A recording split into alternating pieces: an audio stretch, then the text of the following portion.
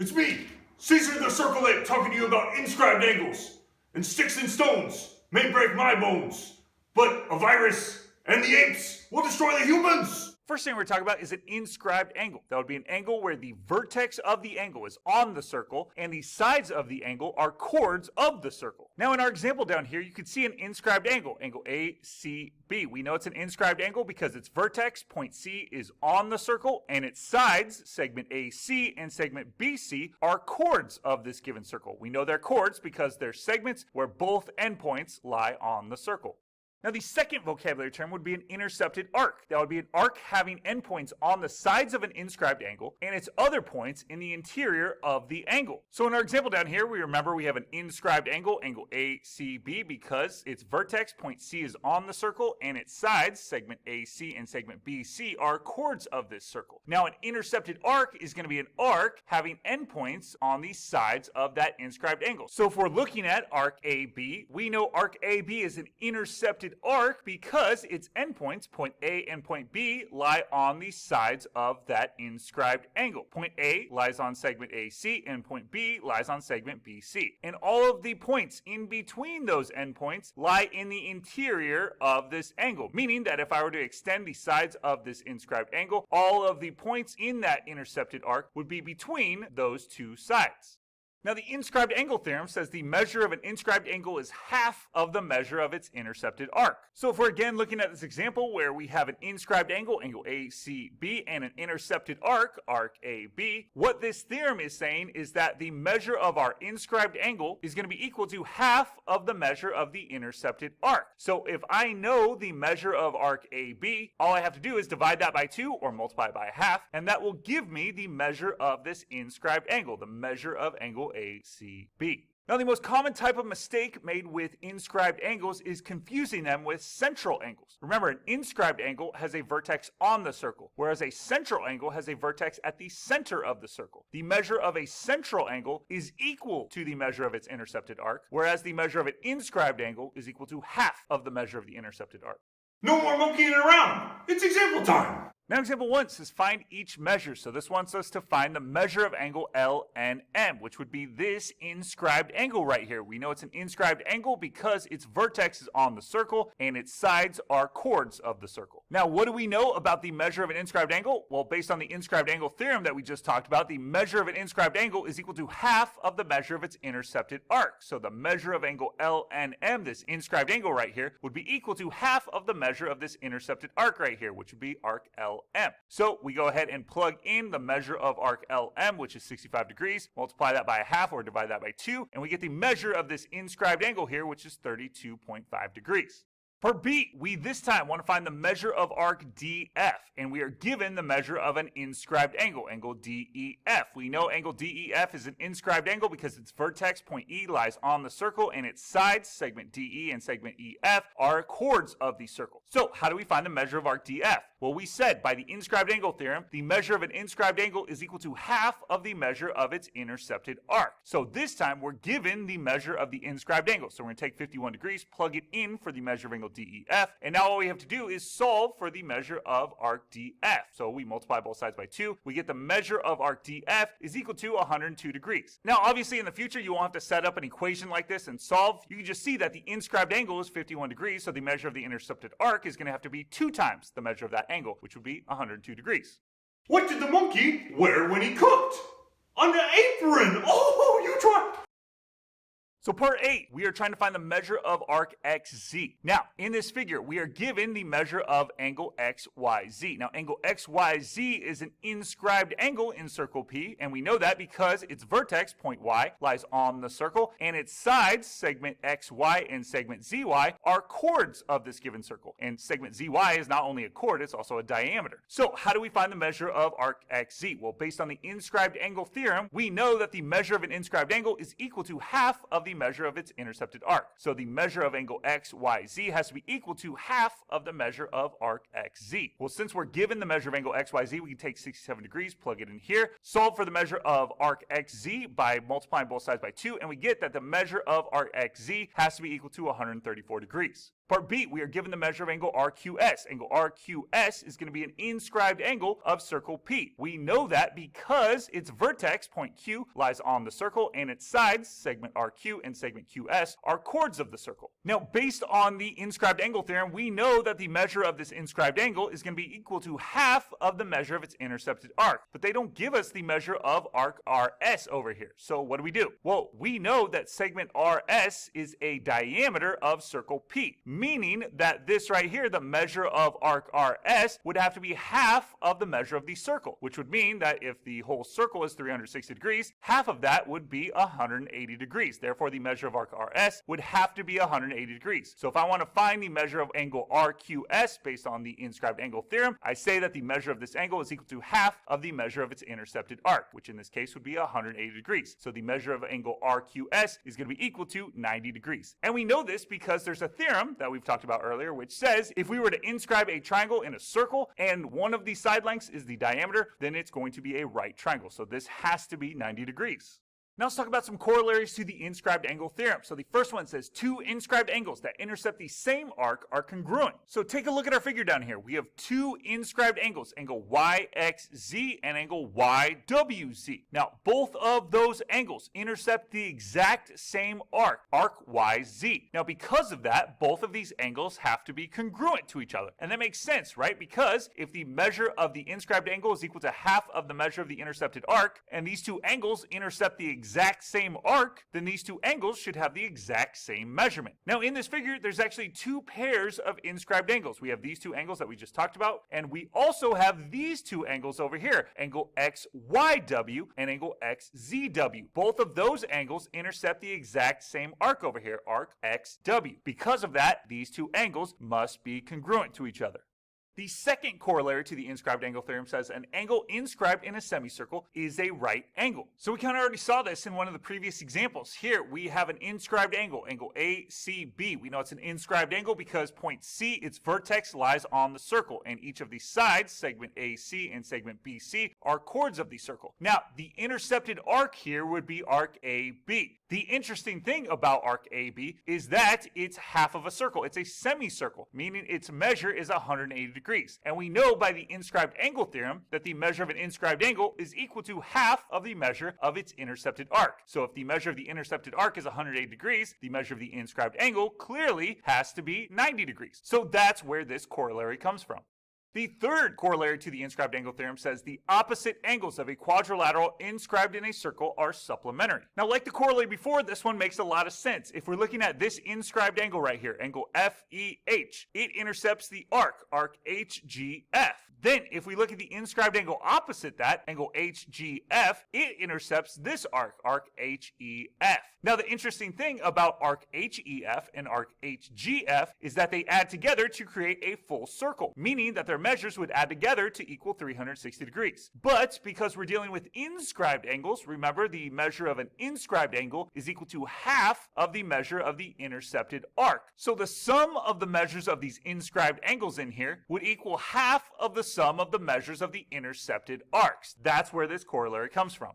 Now example 2 says find the measure of angle YXZ and the measure of angle YWZ. So if we look at our figure down here, angle YXZ would be this inscribed angle right here, and angle YWZ would be this inscribed angle right here. So clearly, in order to find the measure of each of these angles, we need to figure out what A is. So how do we find A? Well, we need to set up an equation in order to solve for A. So how are these two inscribed angles related? Well, these two inscribed angles actually intercept the same arc. Both of these inscribed angles intercept arc YZ. Therefore, we can look at the corollary we just talked about, which says two inscribed angles that intercept the same arc must be congruent to each other, meaning that their measures must be equal. So I can take the measure of angle YXZ, which is 3a plus 24, plug it in here. I can take the measure of angle YWZ, which is 7a minus 6, plug it in over here. And now I can solve for A. So how do I solve for A? I'm going to subtract 3a on both sides, add 6 to both sides, divide both sides by 4, and I get A is equal to 7.5.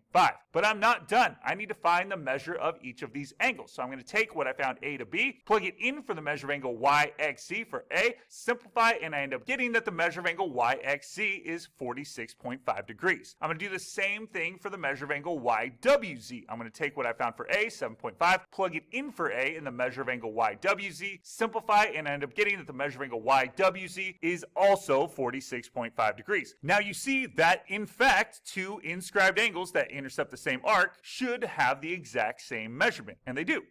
What do you call an angry monkey? Furious, George! Oh, you tried. Okay, this time it says find the value of each variable. We have a y and an x this time, and we're given a couple arc measurements. So what do? Well, we can solve for either of these first. It doesn't matter which one. I'm going to choose to solve for y first. So how do I solve for y? Well, here I have an inscribed angle, angle SRV. This inscribed angle intercepts this arc over here, arc SV. So based on the inscribed angle theorem, we know that the measure of an inscribed angle is equal to half of the measure of its intercepted arc. So all I have to do is set up an equation where I take the measure of this inscribed angle, 15y minus 3, set it equal to half of the measure of this intercepted arc, which is 108 degrees. So half of the measure of the intercepted arc, we multiply 1/2 times 108, we get 54. Now all we have to do is solve for y, so we add 3 to both sides of the equation, divide both sides by 15, we get y is equal to 3.8. Next, we need to find x. So how do we find x? Well, we need to set up an equation in order to solve for x. So in this figure, we are given the measure of an inscribed angle here, the measure of angle RVT, and we're given the measure of its intercepted arc. So based on the inscribed angle theorem again, we can say that the measure of this inscribed angle is equal to half of the measure of its intercepted arc. So we take 60 degrees, plug it in for the measure of arc RT. We take 9x plus 5, plug it in for the measure of angle RVT. We now can solve for x. So 1/2 times 60 is going to give you 30. We then solve for x by subtracting 5 on both sides, dividing both sides by 9. We get x is approximately equal to 2.778. Again, we're rounding to the nearest thousandth if necessary, which is 3 decimal places. Now example 3 says find the measure of angle CAB, which is this angle right here. So clearly, in order to find the measure of angle CAB, I need to find x. So how do I find x? Well, I need to set up an equation in order to solve for x. So how would I set up an equation based on what I'm given? Well, I have a triangle in here, so I could use the triangle angle sum theorem, which says if I add together the measures of the interior angles of a triangle, it's going to be equal to 180 degrees. Yeah, let's do that. So I know that the measure of angle CAB is 4x plus 7, so I can plug that in there. I know the measure of angle ABC is 10x minus 15, so that's going to go in there. But what about the measure of angle BCA? Well, if you notice, angle BCA is an inscribed angle because its vertex, point C, lies on the circle, and its sides, segment AC and segment BC, are chords of circle P. So how does that help us? Well, if angle BCA is an inscribed angle and it intercepts this arc over here, arc AB, which is half of a circle, it's a semicircle, well, we just saw a corollary that says an inscribed angle that intercepts a semicircle must be a right angle. So the measure of angle BCA has to equal 90 degrees. So we can plug in 90 degrees for the measure of angle BCA. Now we can solve for x. So how do we do that? Well, we're going to combine like terms. 4x plus 10x is going to be 14x. 7 minus 15 plus 90 is going to give you 82. We then subtract both sides by 82, divide both sides by 14. We get x is equal to 7. But that's not what we were trying to find. We were trying to find the measure of angle CAB. The measure of angle CAB is equal to 4x plus 7. So we have to take 7, plug it in for x in the measure of angle CAB, simplify, and we end up getting the measure of angle CAB is 35 degrees. What kind of monkey flies? A hot air baboon! Oh, you tried. Okay, this time we want to find x and the measure of angle MLN. So angle MLN, oh, we're not even given that measure. So obviously we're going to need to find x first before we do anything. So how are we going to find x in this figure over here? Well, we're given x in the measure of angle MNL. Well, based on what we have here, we have a triangle inscribed in a circle. And we know in a triangle, the sum of the measures of the interior angles has to equal 180 degrees based on the triangle angle sum theorem. So why don't we try to do something with that? We're going to add together the measures of each of these interior angles and set it equal to 180 degrees. So I know the measure of angle MNL is equal to 6x minus 5. So that's going to go in here. The measure of angle MLN I'm not given, but I am given that these two sides of this triangle right here are congruent, making this an isosceles triangle. So what do we know about the base angles of an isosceles triangle? We know that they are congruent. So I can actually take 6x minus 5 and plug it in for the measure of angle MLN also. So the only thing left to find is the measure of angle LMN, which would be this inscribed angle up here. So how do we find that? Well, since we know angle LMN is an inscribed angle, meaning its vertex lies on the circle, point M, and its sides, segment LM and segment MN, are chords of this circle, we know that its measure must equal half of the measure of its intercepted arc. So the question is, what is the measure of arc LN over here? Well, arc LN is a semicircle. It's half of a circle, so its measure is going to equal 180 degrees. So then the measure of our inscribed angle here would equal half of the measure of that intercepted arc, which we now know is 90 degrees. That's one of the corollaries we saw earlier. The measure of an inscribed angle that intercepts a semicircle is equal to 90 degrees. It's a right angle. So I can plug in 90 degrees now for the measure of angle LMN. Now I can solve for x. So I'm going to combine like terms. 6x plus 6x is going to give you 12x. Negative 5 minus 5 plus 90 is going to give you 80. We then subtract 80 on both sides, divide both sides by 12. We get x is equal to 100 over 12, which simplifies to 25 over 3. Now we have found x, and we're going to leave it exact. We're not going to round yet because we're going to need to use x in order to find the other part of this question, the measure of angle MLN. So we take 25 over 3, plug it in for x in the measure of angle MLN, simplify, and we end up getting that the measure of angle MLN is 45 degrees. And that makes sense, right? We have an isosceles right triangle. So if the measure of all of these interior angles add up to 180 degrees and we subtract 90, that means these two have to add up to 90. And if they're congruent, you just take 90 divided by 2, they have to be 45 degrees each.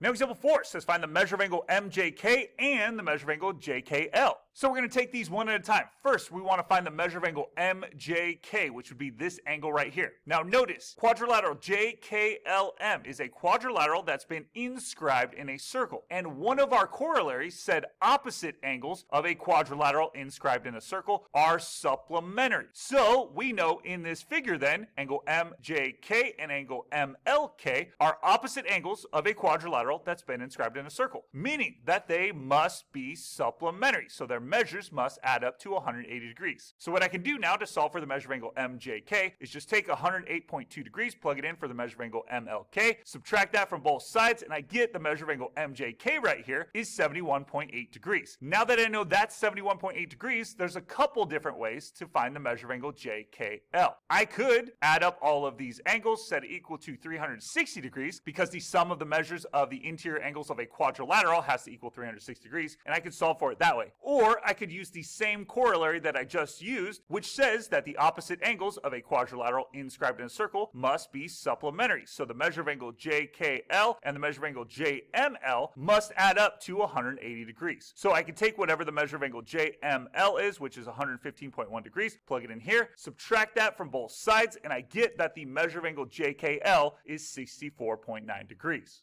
Ooh, you tried!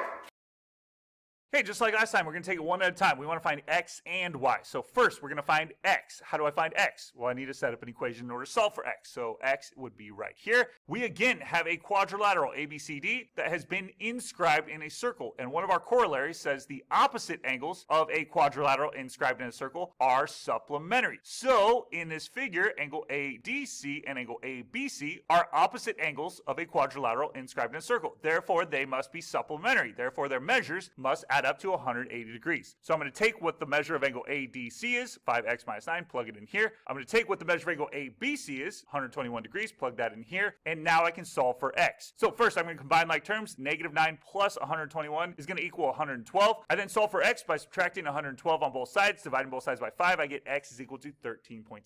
Next, I need to find y. So I'm going to use the exact same corollary as last time. Because I have a quadrilateral that's inscribed in a circle, I know that opposite angles must be supplementary. So the measure of angle DAB right here plus the measure of angle DCB right here must equal 180 degrees. So I'm going to take what the measure of angle DAB is, which is 3y plus 11, plug that in here. And I'm going to take what the measure of angle DCB is, which is 7y minus 5, plug that in here. Now I can solve for y. So how do I solve for y? I first combine like terms. 3y plus 7y is going to give you 10y. 11 minus 5 is going to give you 6. I then subtract 6 on both sides, divide both sides by 10. I get that y is equal to 17.4.